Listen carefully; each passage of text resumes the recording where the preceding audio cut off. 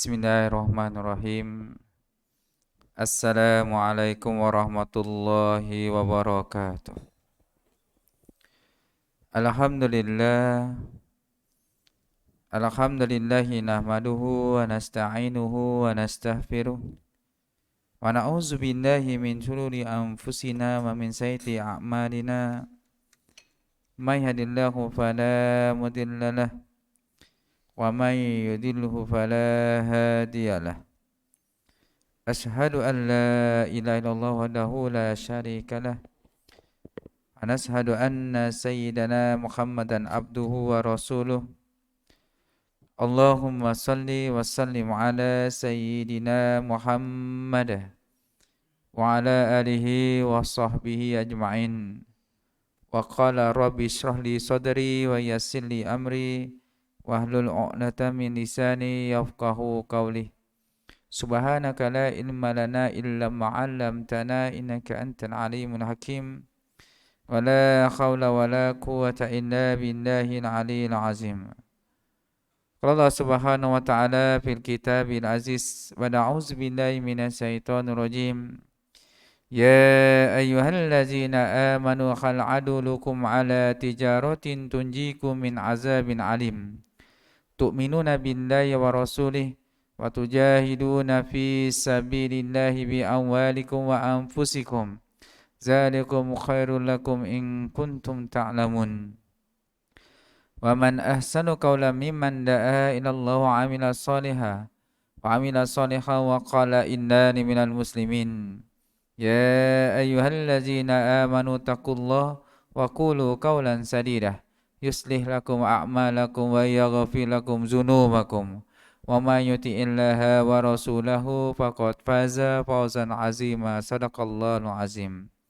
Wa qala Rasulullah sallallahu alaihi wasallam, kullu ummati yadkhuluna jannah ila man aba.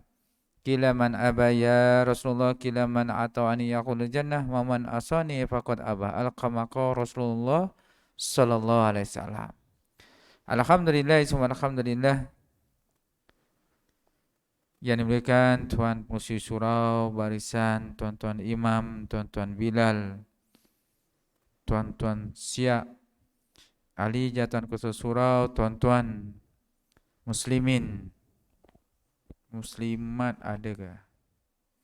Tuan-tuan, abang-abang, kakak-kakak, adik-adik, tetamu-tetamu Allah Subhanahu wa taala yang dimuliakan sekalian. Alhamdulillah, kita panjatkan kesyukuran pada Allah Subhanahu wa taala. Allah Subhanahu wa taala masih lagi untuk pilih kita sama-sama datang ke rumah Allah Subhanahu wa taala untuk menunaikan solat fardu maghrib secara berjemaah. Yang mana solat ini ditunjukkan oleh baginda Nabi sallallahu alaihi wasallam. Amalan berjemaah ini ialah sunat. Amalan sunnah baginda Nabi sallallahu alaihi wasallam yang besar. Dan kita sebagai umat baginda Nabi sallallahu alaihi wasallam sudah pastinya sangat-sangat dituntut untuk sama-sama mengimarahkan masjid-masjid dan juga surau-surau dengan ibadah-ibadah yang berjemaah, terutamanya solat fardu berjemaah. Jadi kita telah sampai 20 hari bulan atau 21 hari bulan Zulkaidah. Ya. Maknanya 10 hari lagi kita akan sampai lebih kurang untuk bulan Zulhijjah. Bulan yang mana setengah-setengah di antara kita ini, tuan-tuan yang mulia, mendapat jemputan khas daripada Allah Subhanahu wa taala untuk menunaikan fardu haji.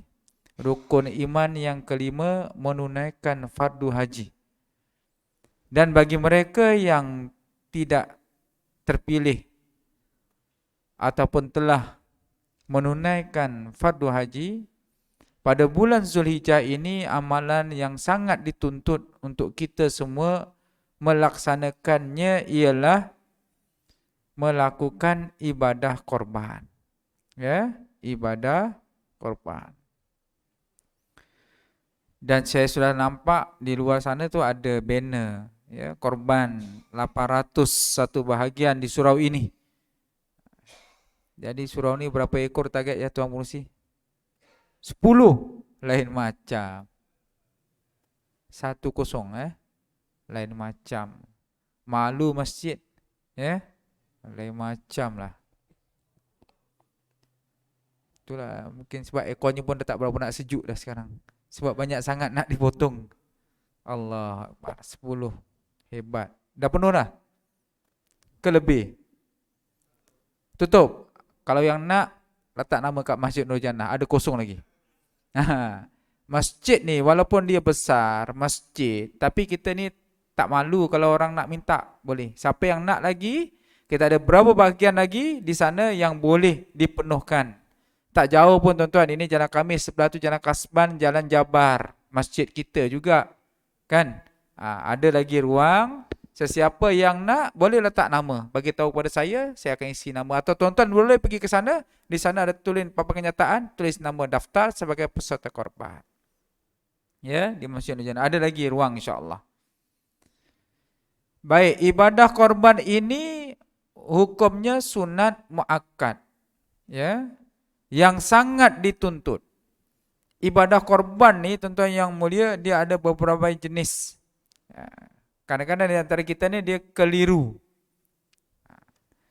Yang kita nak kerjakan ibadah korban pada bulan Zulhijjah nanti itu ialah ibadah korban yang hukumnya sunat.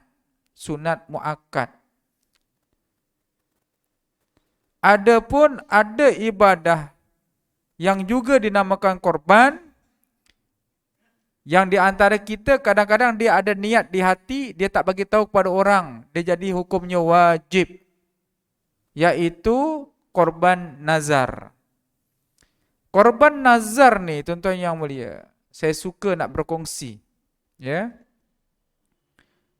Setiap kita ni mungkin ada sesuatu perkara yang kita inginkan, yang kita ingin capai. Contoh di antaranya, dan tentu keinginan perkara yang kita ingin capai ini mestilah tidak dilarang oleh syariat. Tidak dilarang oleh agama Allah Subhanahu Wa Taala. Maknanya yang kita nak capai itu perkara yang baik. Ya. Dan dengan pencapaian perkara yang baik itu kita pun berniat kita akan berkorban nazar. Ya. Contohlah tuan-tuan dah mendirikan rumah tangga 10 tahun, 15 tahun tidak dikurniakan anak, tuan-tuan bernazar. Sekiranya dikurniakan anak, nak melaksanakan ibadah korban. Ibadah korban itu, bila Allah Ta'ala takdirkan lahir anak, dapat anak, menjadi wajib. Wajib. Masanya tetap sama nak dikorbankan tu, tuan-tuan. Ya, sekali tuan-tuan nak namakan korban, korban mesti masanya sama. Yaitu pada 10 Zulhijjah selepas solat sunat Idul Adha. Dan juga 3 hari tasyrik, 11, 12, 13 Zulhijjah. Hari Raya Haji ni tuan-tuan yang mulia, dia 4 hari lama kita boleh bertakbir hari raya. Suasana rayanya dia rasa lama. Ya, sebab apa? Takbirnya dibenarkan 4 hari. Dan orang yang berkorban wajib nazar ini tidak boleh memakan daging yang dikorbankannya. Berbanding dengan ibadah yang sunat tadi, yaitu yang kita korbankan untuk hari raya Idul Adha besok, itu boleh. Ya. Dan biasanya orang juga melaksanakan satu ibadah pada bulan Zulhijjah bersamaan dengan hari raya, yaitu akikah. Ini daging ni tuan-tuan dia boleh bercampur. Kita kadang-kadang 10 ekor ni kena tanya khas khusus. Kadang-kadang ada 1 ekor tu dia punya je nama. 7 nama tu dia nama 1 orang 1 ekor. Kena tanya nama, ini korban ke? Korban. Yang mana? Zulhijjah. Sunat muakkad. Ini korban apa ni? Oh, saya ada bernazar dulu. Nama dia dah tak ada nak namakan masuk untuk dapat korban, dapat daging korban. Ini apa? Ini akikah. Dan sebagainya. Jadi perkara ini perlu kita dapat jelas sebelum pelaksanaan ibadah korban. Dan ibadah korban ini tuan-tuan yang mulia, Allah Subhanahu Wa Taala bagi tahu dalam Al-Quran dan surah yang kita suka baca, dan di antara kita ni semua tahu. A'udzubillahi minasyaitonirrajim. Bismillahirrahmanirrahim. Inna a'tayna kal kausar. Fasholli li rabbika wanhar. Ayat kedua, fasholli li rabbika wanhar. Maknanya Allah Ta'ala beritahu, solatlah kamu kerana aku dan sembelihlah korban. Ini ialah ayat Al-Quran yang menyatakan berkenaan dengan pelaksanaan ibadah korban. Jadi kalau orang tanya, ni kenapa nak korban-korban ni? Ni surah ni yang kita biasa hafal. Fasholli li rabbika wanhar. Jadi apa yang dikorbankan? Yang dikorbankan ialah binatang ternakan. Yang terbaik iaitu binatang yang kita pelihara sendiri. Bila cukup umurnya, maka kita sendiri yang korbankan. Itu yang terbaik. Adapun binatang ternak, binatang korban yang dibenarkan untuk berkorban, yang pertama sekali biri-biri. Umur 1 tahun dan ke atas. Untuk kambing biasa, kambing kita ni 2 tahun ke atas. Sama macam lembu, 2 tahun ke atas. Adapun unta 5 tahun dan ke atas. Dan mesti binatang ternakan ini namanya binatang ternak. Tak boleh binatang yang liar, tak boleh. Kerbau dia ada yang kita ternak. Kerbau ada yang liar. Kerbau ni di setengah-setengah tempat tu dia liar. Dekat belukar-belukar ke, dekat sepadan hutan tu dia ada kerbau. Besar-besar kan, dia makan sendiri, tak dijaga, tiba-tiba kita tangkap. Dapat tangkap, kita ikat leher dia, bawa pergi masjid surau, kita beritahu ini saya punya binatang korban. Jawapannya tidak boleh sebab dia liar. Yang boleh dikorbankan mesti yang diternak. Yang diternak. Diternak ni maksudnya ada yang jaga. Ada empunya orang. Sama ada dia nak ternak, ada tali ke, tak ada tali ke, dia makan dedak ke, dia makan rumput ke, dia makan apa. Yang penting dia diternak, cukup umurnya tadi, dia boleh dikorbankan dengan beberapa syarat. Ada syarat lagi tuan-tuan. Ni bab korban ni kita cerita. Kalau kurang faham boleh tanya insya-Allah. Kita sama-sama berkongsi ilmu bab korban. Beberapa syarat di sini dinyatakan ada 4 perkara yang sekiranya dia ada pada binatang ternakan yang akan dikorbankan ini, maka korban tadi ini tidak diterima. Yang pertama, ya, kita tengok lembu kita ni ataupun kambing kita ni yang akan dikorbankan, kerbau dan sebagainya. Yang pertama sekali kita tengok dia buta, cacat, matanya buta. Tuan-tuan nak tahu buta ke tak buta tu lembu, tuan-tuan yang mulia, tengok matanya. Ya. Kalau matanya dah memang sebelah tu sepet, memang kita nampak dia tak terbuka, itu dah nampak buta. Ini kadang-kadang nampak buka celik tapi dia tak nampak. Buta. Jadi kalau buta, hukum korban tadi tu dia jadi tidak sah. Korban tak sah, sembelih boleh makan. Jangan salah faham tuan-tuan. Ya. Yang pertama, buta.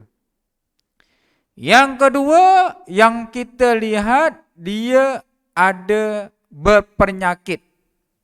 Berpenyakit yang keterlaluan, yang kita nampak terlalu sakit. Contoh, kita tengok badan dia ni habis berkudis semua. Ya, atau sebahagiannya berkudis sehingga kan kita lihat sendiri yang memang binatang ternakan ini tidak sepatutnya dikorbankan ya untuk ibadah. Jadi tak boleh. Jadi kalau kita nak tengok binatang yang nak dikorbankan itu time dia, yang nak beli besok lembu yang dah tanpa lembu, kambing, tengok betul-betul. Pastikan tak ada penyakit. Kalau yang ada penyakit, kulit dan sebagainya, maka kita boleh reject, kita minta yang lain. Ataupun tuan-tuan yang pelihara sendiri, ternak nak korbankan, pastikan tidak ada yang tadi. Buta, tak buta. Yang kedua, tidak ada penyakit. Yang ketiga, yang kita kena pastikan, tidak pincang kakinya. Kakinya 4, mesti 4. Tak boleh 3. Kira-kira hilang 1. Tak macam mana tak malam turun kat lori, malam gelap-gelap. Maklumlah kita ni bukan cowboy, dah lama tak nampak lembu. Kalau kita duduk kampung, dulu-dulu orang ternak lembu tu biasa. Zaman tuan-tuan kecil-kecil dulu, dengan lembu ni biasa.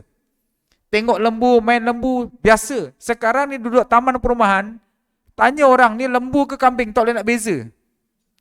Tak tahu lembu, tak tahu kambing, tak tahu. Kalau tengok buku nampak, tapi nak tengok depan tu dia tanya. Budak-budak kita, anak-anak kita pergi zoo, baru dia tanya, ni apa, ni apa, ni apa. Kan, sebab dia tak pernah tengok lembu. Tuan-tuan jangan ceritalah, dah biasa tengok lembu, kambing. Yang duduk taman ni, membesar zaman sekarang, budak-budak dia tak pernah tengok.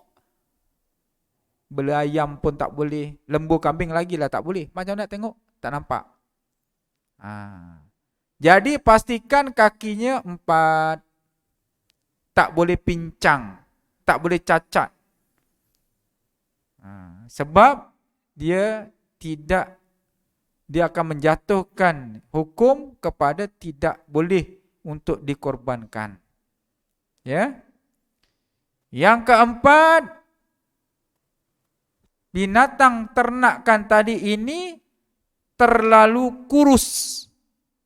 Kurus. Kita dekat surah Maksum, satu bahagian 800 ringgit. Orang cakap mahal kan. Dekat surau sana dia murah sikit. Berapa? 250. Wish, murah betul.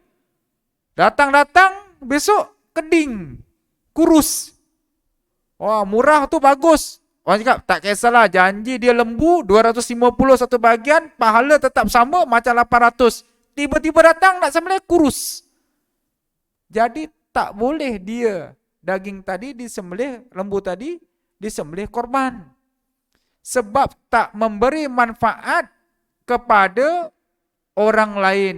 Sebab hikmah berkorban ini, yang pertamanya sekali, kita ingin mengenang peristiwa pengorbanan Nabi Ibrahim AS dan anaknya Nabi Ismail AS. Pertama. Yang kedua, mendekatkan diri kepada Allah Subhanahu Wa Taala. Maksud korban ini, kita nak korbankan harta yang kita sayang ini berupa binatang ternak, kita beli, kita pelihara, kita nak bagi, nak dekatkan diri kita kepada Allah Subhanahu Wa Taala. Yang ketiga, kita nak manfaatkan daging korban tadi ini untuk kita sedekahkan, beri dia kepada fakir dan miskin. Tapi kalau kita punya lembu dah kurus, tak ada daging, tulang aja, cakap tak apalah, korban tak kisah, daging ada sikit, tulang ada banyak, tak boleh. Dia kena dagingnya kena banyak, tulangnya tak ada lagi bagus. Sepatutnya, sebab daging korban. 4 perkara. Tuan-tuan kalau nak korban, tengok yang lembu beli, mentang-mentang murah. Masjid Nurul Jannah mahal, 850. Masjid lain-lain lagi mahal, 900. Tengok dia grade A, grade B. Kita tak apalah, grade C. Tarik. Aduhai, kurus-kurus kan. Nak korban, mesti cari yang besar-besar, gemuk-gemuk. Yang terbaik. Paling kurang, yang nampak dia boleh dikorbankan. Ataupun tak kesian. Jangan sampai isteri kita yang tak pernah nampak lembu, datang surau nak korban, pagi hari raya dia datang dengan anak-anak. Bini tanya, bang, mana yang nak korbankan tu? Kesiannya kurusnya. Jangan macam tu tuan-tuan. Kalau bini kita tengok pun tahu kurus, dia tengok lakinya gemuk. Tengok lembunya kurus. Jangan macam itulah tuan-tuan. Ya, kalau isteri wanita tengok pun dia tahu kurus, kesian. Ya. 4 perkara. Adapun ada 3 perkara lagi yang kita perlu berhati-hati. Saya bagi tahu ini terutamanya kepada yang besok yang nak ambil tempahan lembu. Lagi 3 perkara. Yang pertama, tidak patah tanduknya sehingga menghilangkan sebahagian daging di kepala. Lembu ni tuan-tuan dah biasalah tengok ada tanduk. Kalau dia patah dekat tanduk tu, yang dekat keras tu, patah, dia tak kurangkan daging, tak ada masalah. Tengok, satu je tanduk, dia patah dekat tempat keras tu, dia tak ada daging. Mana ada orang makan tanduk? Tak ada. Ya. Itu tanduk tak ada, cacat tu. Dia tak ada. Dia cacat tapi dia tidak mengurangkan daging di bahagian kepala, boleh dikorbankan. Yang tidak boleh, apabila tanduknya patah, sebahagian kepala ini ya hilang. Ada yang bahagian tanduk dia patah. Tak tahu macam mana lah tuan-tuan dia nak turunkan dia atas lori tu. Besok masa dia terima malam, raya besok pagi, malam tu tersangkut dekat lori punya kayu tu. Kan ada kayu kan, selit, tarik, tanggal separuh hilang.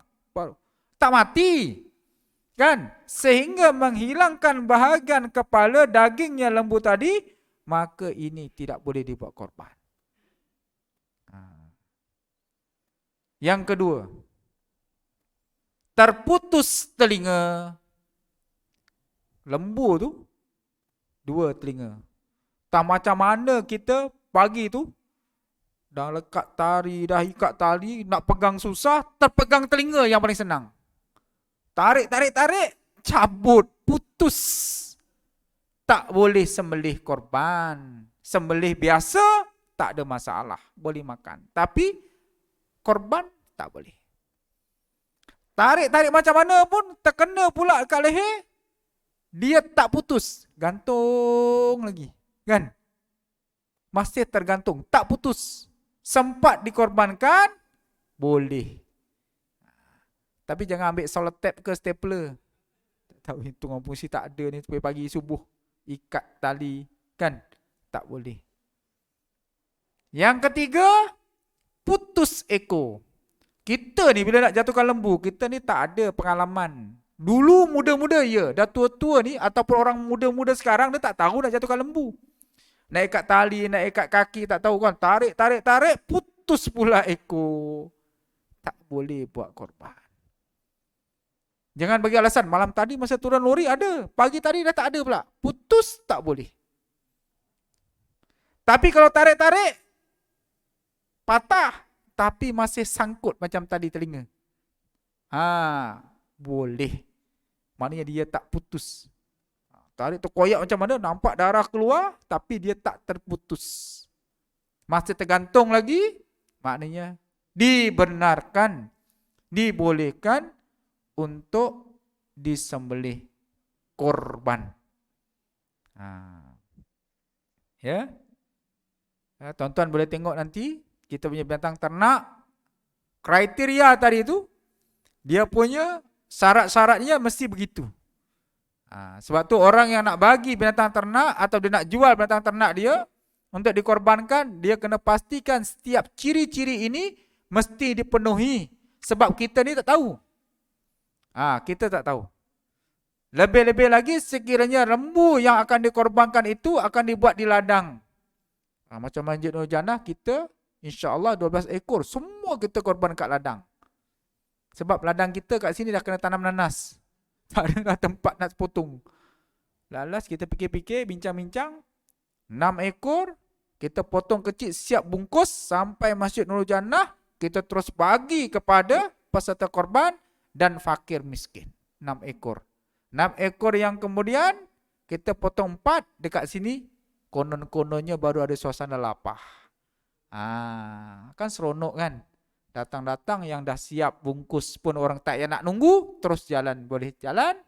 Kan? Fakir miskin pun dapat. Yang keenam baru kita gotong royong, konon-kononnya macam itu.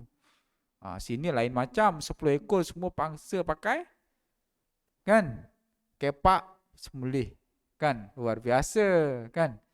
Sana dia sikit luar biasa. Ya, terpulang, tak ada masalah. Ya, berkenaan dengan perkara yang kita sentiasa bincangkan dan perkara ini kadang-kadang tak suka orang dengar, iaitu berkenaan dengan pembahagian daging korban. Perkara yang biasa dibincang, yang biasanya orang tak suka nak dengar. Beza tu. Dengan orang yang dengar dengan tak suka nak dengar. Pembagian daging korban. Jadi biasanya bila ibadah korban akan dilaksanakan, dia akan bentuk beberapa orang sebagai petugas ataupun biro ataupun AJK korban. Biasanya ada. Kat surau ni pun ada. Biasanya ada. Ya. Penyembelihnya siapa, lembu satu siapa jaga, siapa yang nak lapar, dia dah bagi-bagi dah. Petugas 1, petugas 2, petugas 3 sampai petugas 10. Macam-macam lah. Semua ada. Benda itu dah dibincangkan dan dimesyuaratkan. Beberapa perkara yang perlu diambil, dititik beratkan. Ya. Apabila urustia, petugas ataupun AJK biro korban, perlu ambil berat berkenaan dengan apabila lembu tadi itu telah tersedia dan dia perlu kepastian daripada peserta korban, orang yang ada nama tadi, 7 orang. Satu bahagian, satu lembu, 7 orang. Berkenaan dengan agihan daging korban. Tanya dia, tuan peserta, nama tuan Fulan bin Fulan, Fulana binti Fulan, nama dah ada. Nak ambil daging tak? Dia cakap, nak. 7 orang nak ambil daging, bahagian dia. Pastikan daging kepada peserta korban sampai walaupun orang itu datang atau tidak datang semasa ibadah korban. Tanya. Kadang-kadang biro AJK buat keputusan. Peserta korban 7 orang, lembu pertama, yang datang dapat, yang tak datang tak dapat. Tak boleh. Keputusan bukan terletak di bawah biro ataupun AJK korban. Keputusan itu boleh dibuat apabila dia dah tanya setiap orang, Tuan Haji nak korban kan, ambil daging, tak apalah. Saya dah cakap ini memang korban bagian saya, ambillah, urus dia, uruskan. Itu maknanya urus dia punya urusan. Dah tak ada kena dengan dia dah. Nama dia ada. Kan?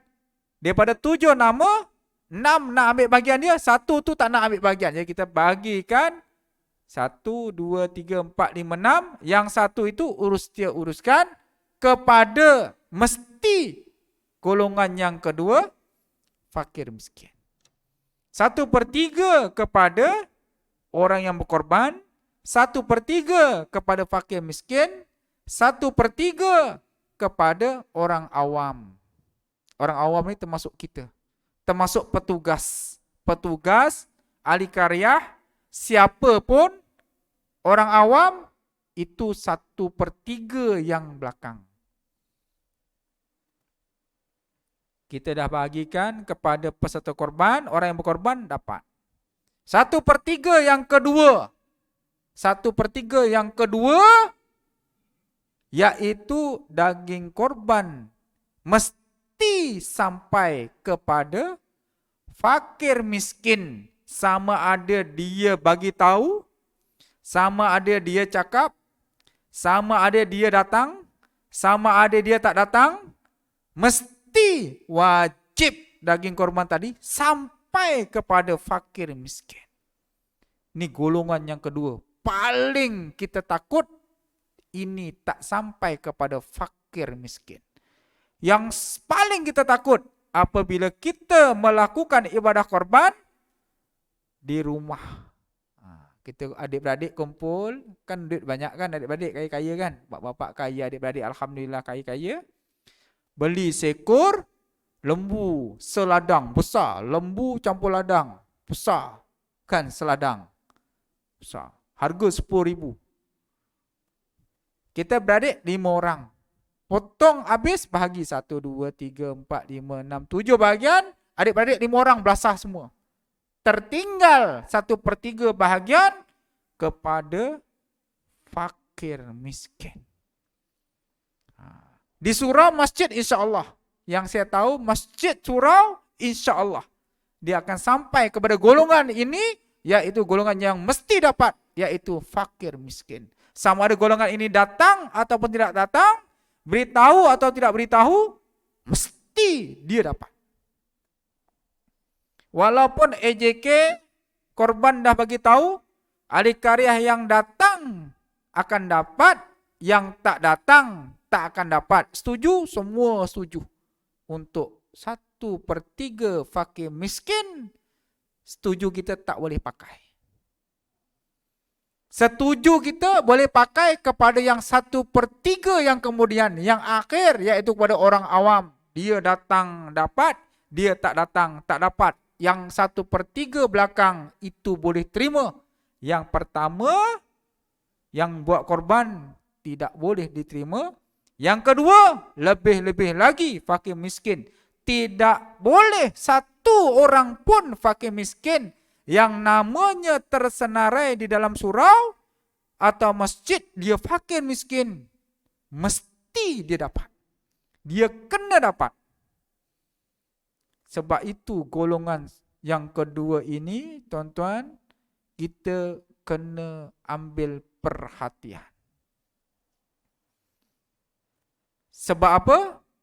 Sebab kita tidak boleh bagi alasan untuk minta maaf engkau tak dapat sebab engkau tak datang. Tak boleh. Fakir miskin, dia tak boleh. Dia kena dapat. Sebab hukum beri kepada fakir miskin, korban jadi wajib. 1/3 yang kemudian orang awam macam kita. Termasuk petugas urus setia, tukang sembelih, tukang lapah, tukang potong tulang, grinding tulang, patahkan apa pun, semua buat. Dia 1/3 yang kemudian keputusan ramai, yang datang dapat, yang tak datang tak dapat. 1. Yang kedua, paling bahaya berkenaan dengan sistem kupon. Ada orang cakap nak senang, dia nak tahu dapat ke tak dapat, kita guna sistem kupon. Sebab apa? Senang nak kawal. Betul. Tak dapat nafikan. Satu perkara yang perlu dia ambil kira. Ada orang beritahu, bila siapa yang datang, dia daftar, dia dapat kupon. Selesai. Yang masalahnya ialah bila kita datang, kita tak daftar. Mungkin rumah kita belah belakang, bawa parang, bawa apa semua, kita belah belakang sana. Kita pun buat lapar kan. Bukan EJK tanya. Kawan kita tanya. Dia tak EJK. Tak EJK kawan tanya. Kau dah ambil kupon belum? Belum. Minta lah. Dia minta. Paling bahaya. Sebab daging korban ini, tuan-tuan yang mulia, hukumnya haram untuk kita minta. Untuk golongan yang ketiga, orang awam, termasuk kita. Sebab kita orang yang berkemampuan. Kita makan nasi ayam, nasi Arab, daging. Nasi Arab, kambing. Nasi biryani, kambing. Kambing, bakar. Memang makanan kita tu memang hari macam tu. Kita mampu, kita makan. Golongan yang 1/3 belakang ni kita ni tuan-tuan dia paling bahaya sebab haram hukumnya untuk kita minta ataupun ambil daging korban. Minta, ambil, booking daging korban. Sebab tu tadi saya cakap kan, perbahasan, bila cakap orang tak suka nak dengar. Baru planning. Tahun ni 10 ekor lembu dapat. Ekornya. Dia dah nak bagi tahu dekat pengerusi AJK, urus dia. Saya daging tak nak, tulang tak nak. Habis nak apa? Saya nak ekornya. Tak boleh. Tak boleh minta, tak boleh booking, tak boleh ambil. Sebab itu bila kawan tanya, kau tak ambil kupon ke? Iyalah aku tak ada kupon lah. Minta lah. Kan jadi minta. Apa beza minta kupon dengan minta daging? Minta kupon pasti nak dapatkan daging. Kecuali yang tanya itu AJK, urus dia korban. AJK-nya jalan. Dah dapat belum? Dah dapat kupon belum? Dah dapat kupon belum? Dia tanya. Belum. Bagi. Okey, bukan kita minta. Dia tanya. Dah dapat belum? Belum. Kan dapat. Okey, sebab dia urus dia. Yang kita takut kawan. Datang-datang kemana-mana. Kau tak ambil kupon? Kat mana? Sana urus dia. Ya ke? Minta lah. Dia pergi. Urus dia. Minta. Kan dah minta. Minta kupon dengan minta daging sama je tuan-tuan. Walaupun nilai bendanya tak sama. Tetapi nakkan kupon itu menjadi sebab kita nakkan daging. Sebab tu bila kita datang ke surau, ke masjid, ibadah korban, kita buat kerja, buat aja. Balik. Tak dapat nama, tak ada balik. Sebab kita dah hari-hari makan. Sebab hikmah yang pertama 1/3, yang kedua itu mesti kepada fakir miskin dan juga orang yang berkorban. Kita buat kerja. Dapat tak dapat, balik. Tuan Polisi datang pagi, petang, siang, malam 10 ekor. Daripada pagi sampai ke maghrib. Dia ada kat situ. AJK yang lain dah balik dah. Tiba-tiba nama dia tak ada. Pengerusi balik-balik, isteri tanya. Bang, 1 hari lembu tak ada. Daging mana? Tak ada. Abang ni lembu dengan abang sama bau, digasak lagi. Isteri gasak lagi. Abang dengan lembu bau pun dah sama. Sebab apa? Daging tak ada. Cakap isteri, tak apalah, kita alhamdulillah berkemampuan. Nak kita beli. Tiap-tiap hari pun daging kat peti pun banyak. Daging lembu pun ada, daging kambing teringin nak bila-bila masa ada, tak ada masalah. Kita bukan orang fakir miskin. Kita berkemampuan.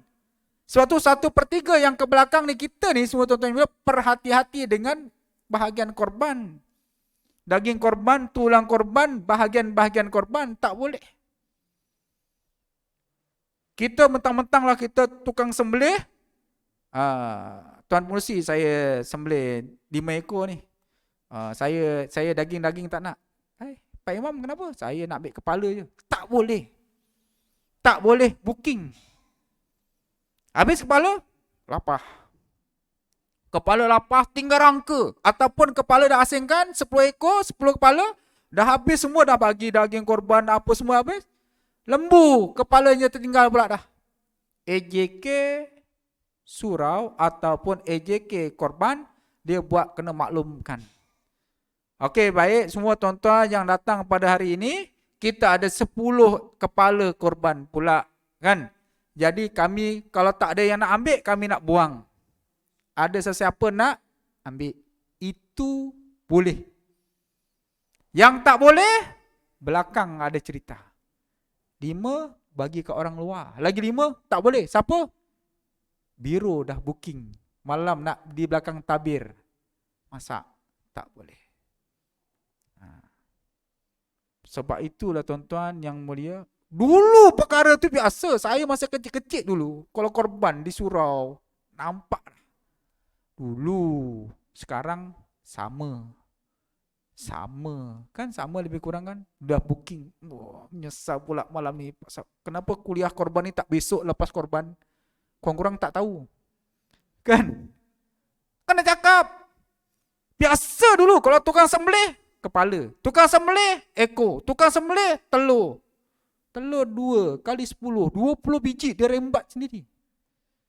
Bukan dia nak share. Telur. Lain punya binatang punya banyak daging tak nak. Telur aja. Saya nak telur aja. Booking telur pun tak boleh. Sebab itu bahagia.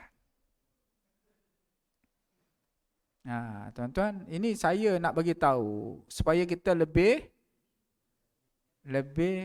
faham, ya, lebih faham. Terutamanya kepada golongan fakir miskin. Kalau kita 1/3 orang awam tadi tuan-tuan media kita tak datang. Kebetulan pada masa itu korban raya pertama kita balik kampung. Kita balik kampung. Petang kita balik. Balik kampung sekejap je. Korban-korban habis pukul 2, kita balik pukul 3, pukul 4 sampai rumah. Tak ada daging korban. Kita golong yang ketiga, tak ada digantung kan. Telefon pengurusi, mana saya punya daging korban? Kita dah bagi tahu 1/3 yang kemudian golong yang ketiga orang awam tak datang, tak dapat. Dia tak boleh komplain. Yang boleh komplain yang golongan yang kedua. Raya pertama dia balik kampung. Anaknya ambil fakir miskin balik kampung. Sampai raya yang ke-7 dia balik-balik, raya yang ke-8 dia tanya, tuan pengurusi bahagian saya mana daging? Ada, saya simpan. Sebab golongan kedua dia mesti sampai daging dia. Tak boleh. Lebih 3 hari kita dah makan. Tak boleh. Fakir miskin dia kena sampai. Tak sampai telefon, tanya dia kat mana? Telefon. Tuan kat mana tuan? Balik kampung. Bila balik? Lagi 15 hari balik. Oh lama sangat ni, saya pun peti ais tak cukup ni. Macam mana daging korban ni? Tuan nak ambil ke atau saya nak bagi orang fakir miskin yang lain? Bagi fakir miskin yang lain lah. Karya sebelah. Dia bagi, kita bagi. Selesai masalah. Tak boleh ni. Kita boleh simpan 3 hari je. Saya kan fakir miskin. Miskin tak miskin 3 hari je. Tak boleh. Bahagian dia tak boleh. Saya nak tekankan perkara ini tuan-tuan yang mulia sebab kesalahfahaman kita selama ini 1/3 golongan yang kedua ini fakir miskin ini kita biasa tak dapat. Bagi pun datang lebih kurang. Assalamualaikum, Assalamualaikum kan. Tak ada orang kan. Selamat, masuk lagi jalan, lepas, rembat. Tak boleh. Mesti sampai. Kalau tak sampai kepada dia, kepada waris dia, bagi tahu ni siapa anak dia, bagi. Ini bapa engkau punya. Ini abang kau punya. Dia fakir miskin. Di surau ni ada berapa orang fakir miskin? Tak ada. Macam ini pun ada. Hebat surau ni. Hantar tempat saya. Masjid ada 80 orang. Fakir miskin. Dah memang didaftarkan, bukan kita yang letak. Dia daftar dan pihak lembaga zakat Selangor dah banci. Dah datang ke rumah, dah tengok semua. Memang dia ada hak fakir miskin 80 orang.